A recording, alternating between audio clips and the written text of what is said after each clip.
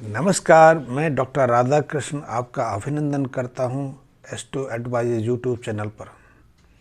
बहुत सारे मित्र एस्ट्रोलॉजी को, ज्योतिष विज्ञान को विज्ञानी स्वीकार नहीं करते। वो कहते हैं कि ज्योतिष एक अंधविश्वास है, एक अंधश्रद्धा है।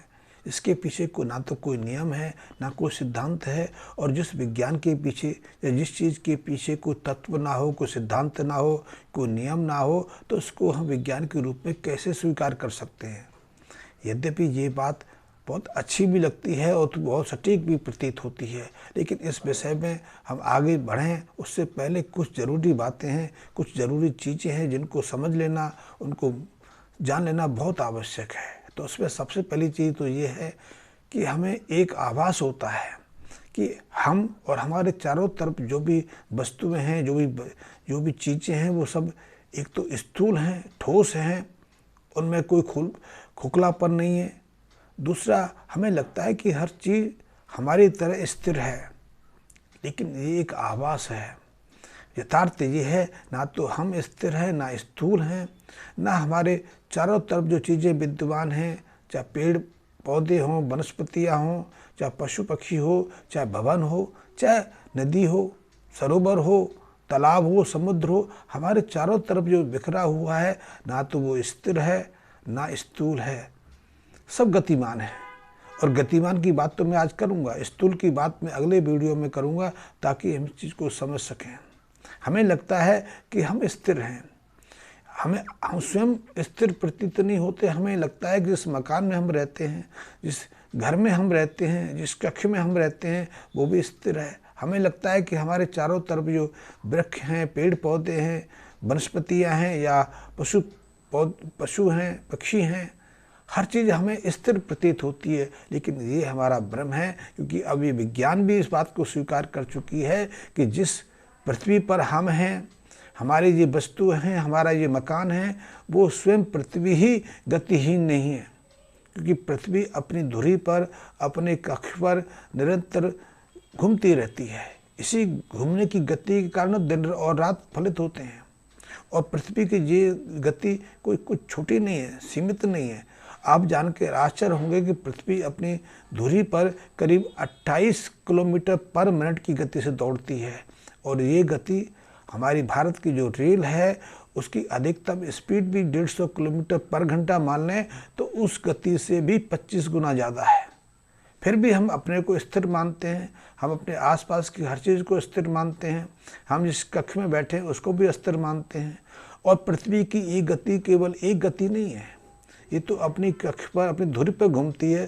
पृथ्वी जो हमारे सोलर सिस्टम है, हमारे जो सौर ग्रह के अन्य सदस्य हैं, इसमें चंद्रमा भी है, मंगल भी है, बुध भी है, बृहस्पति है, ऐसे जो 7 ग्रह हैं, उनके साथ में सूर्य का परिक्रमा भी लगाती है। सूर्य भी हमें स्थिर प्रतीत होते हैं, लेकिन सूर्य भी स्थिर नहीं है, वो भी गतिमान है। पहली गति तो पृथ्वी और उसके जो ग्रह हैं, वो सूर्य के चारों तरफ घूमते हुए लगाते हैं। और वो स्पीड भी पृथ्वी की कोई सीमित नहीं है, वो स्पीड भी करीब करीब 1850 किलोमीटर पर घंटे के आसपास है। आप अंदाज लगा सकते हो कि एक गति तो हम अपनी धुरी पर घूम रहे हैं, दूसरी गति पृथ्वी के सहित अन्य ग्रहों के साथ में सूर्य का परिभ्रमण कर रहे हैं। और सूर्य के साथ में ये ग्रह और सोलर सिस्टम के जो अन्य सदस्य हैं, वो एक महासूर्य का परिभ्रमण कर रहे हैं। अगर मैं इस बात को आगे बढ़ाऊँ, आपका और मेरा दिमाग चकरा जाएगा। मैं अपने पर लौटता हूँ, हम स्वयं भी गतिहीन नहीं है, क्योंकि हमारे अंदर, हम जिस शरीर से निर्मित हैं, हमें लगता है कि हमारा शरीर का निर्माण खून से, हड्डियों से, मांस से, ऐसी चीज़ों से हुआ है। लेकिन जिन चीज़ों से मांस और हड्डी का निर्माण होता है, वो अणु स्वयं भी स्थूल नहीं है, क्योंकि उनके अंदर भी कई तरह की गतियाँ चलती हैं। तो आप इस चीज़ से अंदाज लगा सकते हो कि हमारा ब्रह्मांड, हमारे चारों तरफ छितरी चीज़ें किस चीज़ से बनी हैं और कैसी गतिशील हैं। गतिशील तो अवश्य हैं। हमारे जो ग्रह हैं वो एक दूसरे से बहुत दूरी पर भी हैं, लेकिन एक चीज़ और है, वो समझ लेना भी आवश्यक है। चाहे ग्रह एक दूसरे से कितने दूर भी क्यों ना हो, कितनी दूरी पर गति कर रहे हों, लेकिन वो परस्पर एक दूसरे को प्रभावित करते हैं। इसीलिए कई तरह की परिवर्तन, कई तरह की संरचनात्मक या दूसरी गतिविधियाँ होती रहती हैं। जैसे कि हम अपने शरीर को ले लें तो हमें हमारे जीवन की प्राप्ति सूर्य से होती है। सूर्य हमारे से इतनी दूरी पर है कि सूर्य से प्रकाश आने में भी 5 मिनट का समय लग जाता है, लेकिन फिर भी सूर्य इतनी दूरी पर है कि हमें प्रभावित करता है। हमारे जीवन की शुरुआत भी सूर्य की उसी शक्ति से, उसी महाशक्ति से होती है। सूर्य से ही हमें जीवन मिलता है, सूर्य से ही हमें स्वास्थ्य मिलता है। हम सोचने बचाने की क्षमता उसी से प्राप्त करते हैं। हम कुछ नया करने का जो हमारे अंदर जो विचार आता है वो भी सूर्य से प्राप्त होता है। चंद्रमा के अपने गुण हैं। चंद्रमा हमें सहनशीलता देता है, हमें परस्पर आकर्षित करने की हमें क्षमता प्रदान करता है, एक दूसरे को समर्पित होने, एक दूसरे के निकट आने, एक दूसरे के प्रति समर्पित होना, बहुत सारे गुण चंद्रमा से प्रभावित होते हैं। बुध हमें बौद्धिक क्षमता प्रदान करता है। बृहस्पति, शुक्र, हर ग्रह के अपने प्रभाव हैं जो हमें परिपक्व मानव बनाते हैं। अब बात सूर्य की फिर मैं लेकर आता हूँ कि सूर्य से हमें जीवन की प्राप्ति होती है, और इसलिए हमारा जो जन्म कुंडली की संरचना में सूर्य को बहुत प्रमुख स्थान दिया गया है। पहला घर जो सूर्य हमारी जन्म कुंडली का है वो सूर्य का प्रभुत्व में है। पहले घर के पूरा प्रभाव सूर्य के अंतर्गत आता है। सूर्य पंचम स्थान के स्वामी अवश्य हैं, लेकिन उनकी प्रभावशीलता पहले घर में ही प्रकट हो जाती है। सूर्य की गति से ही हमारे जीवन की शुरुआत भी होती है, और हमारे हृदय के स्पंदन की शुरुआत भी सूर्य की गति के माध्यम से होती है। यदि हमारा हृदय ना धड़के तो हमारे अंदर जीवन का अवतरण नहीं हो सकता, क्योंकि मांसपिंड कभी जीवन का आकार नहीं ग्रहण कर सकता। ये सोचने समझने की बात है। तो हमारी संरचना अणुओं से है, अणु गतिमान है, और दूसरी तरफ हर व्यक्ति, हर वस्तु का एक प्रभाव मंडल भी है। जो गतिमान होंगे तो उनके चारों तरफ एक प्रभाव मंडल, एक आभा मंडल निर्मित हो जाता है, एक इलेक्ट्रोमैग्नेटिक फील्ड निर्मित हो जाता है। इस इलेक्ट्रोमैग्नेटिक फील्ड का एक अपना प्रभाव होता है। ये विषय और वैज्ञानिक गुणता का हो जाएगा। मैं तो ज्योतिष की बात कर रहा था, तो ज्योतिष पे फिर लौटते हैं। तो हमारे जीवन में पिता और सूर्य का बहुत महत्व है, क्योंकि पिता का कारक सूर्य है। और हम व्यवहारिक जीवन में देखते हैं कि इस जातक को अपने पिता का पूरा सहयोग नहीं मिलता, पूरा सानिध्य नहीं मिलता, तो वो जीवन में ज़्यादा कामयाब भी नहीं हो पाता है।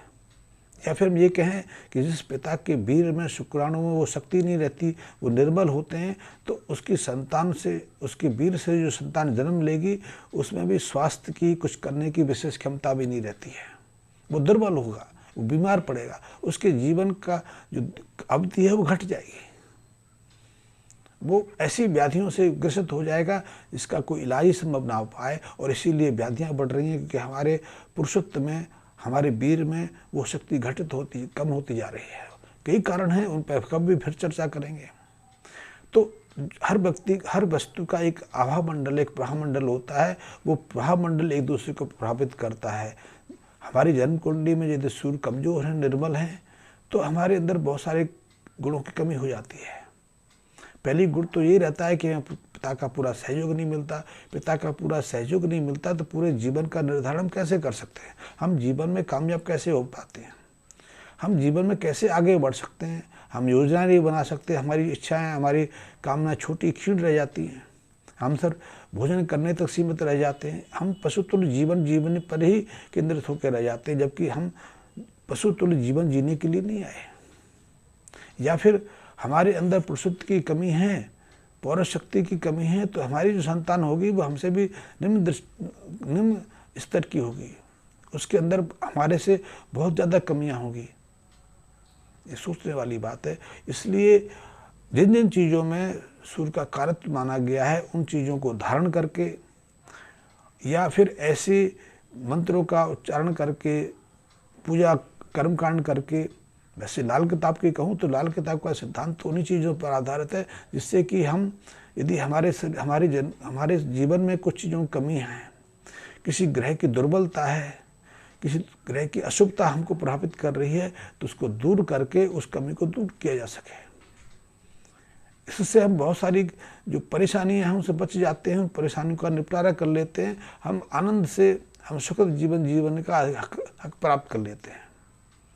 तो लाल किताब ने इसलिए बहुत सारी ऐसी चीज़ों का प्रयोग किया है जो उन पंच तत्वों से निर्मित है जिनसे हम निर्मित हैं, हमारा शरीर निर्मित है। तो उनमें और हमें बहुत समानता है, बहुत सिमिलरिटी है। इसी कमी को पूरा करने के लिए, इसी जो प्रतिकूल असर को समाप्त करने के लिए एक और प्रयोग किया जाता है। वो प्रयोग है रत्नों को धारण करना, क्योंकि रत्न भी उन्हीं पंचतत्वों से निर्मित हैं और रत्नों की संरचना में उन्हीं अणुओं का महत्वपूर्ण भूमिका रहती है जिनसे हम निर्मित हैं। इसलिए हर रत्न का एक अपना प्रभामंडल होता है और उस प्रभामंडल को ग्रहण करके हम अब उस कमी को पूरा करके अपने जीवन के उस पूर्णत्व को प्राप्त कर सकते हैं जो हमें परेशानियां देता है, हमें मुश्किलों में डालता है। तो ज्योतिष का सिद्धांत सीधा सीधा है कि यदि हमारे जीवन में कोई परेशानी है, कोई कष्ट हैं, उनको कैसे दूर किया जाए, उनको कैसे पहचाना जाए और पहचान के उनको कमी करने के प्रयास किए जाएं। वो प्रयास कई तरह के हो सकते हैं, जिसमें रत्न धारण करना भी हो सकता है, पूजा अर्चना भी हो सकती है, दान पुण्य भी हो सकती है। दान पुण्य पूजा अर्चना से हम प्रतिकूल प्रभाव को शांत करते हैं। रत्न धारण करके, कोई खनिज तत्व धारण करके, कोई अंगूठी पहनकर, कुछ वस्तु धारण करके हम अपने अंदर उस ग्रह की कमी को पूरा करने का प्रयास करते हैं, उस दुर्बलता को सबलता में बदलने का प्रयास करते हैं। ये छोटा सा सिद्धांत मैंने आपको ज्योतिष शास्त्र के विषय में सुनाया। वैसे इसकी चर्चा हम आगे भी करते रहेंगे, क्योंकि हमारा और आपका एक मुख्य उद्देश्य है कि इसकी वैज्ञानिकता को परखना, इसकी वैज्ञानिकता को एक दूसरे को देकर इस पर और अनुसंधान का कार्य करना। और यदि ऐसे कार्य होंगे तो हम एक ज्योतिष को अंधविश्वास से विज्ञान में परिवर्तित कर पाएंगे। वैसे इसके यत्न तो कई साल पहले भी हुए थे, बहुत लोगों ने इसका विरोध किया, प्रतिशोध भी किया, लेकिन हम यदि इसकी वैज्ञानिक सटीकता को एक दूसरे को समझ पाएंगे तो बहुत कुछ कर पाएंगे। तो ज्योतिष के माध्यम से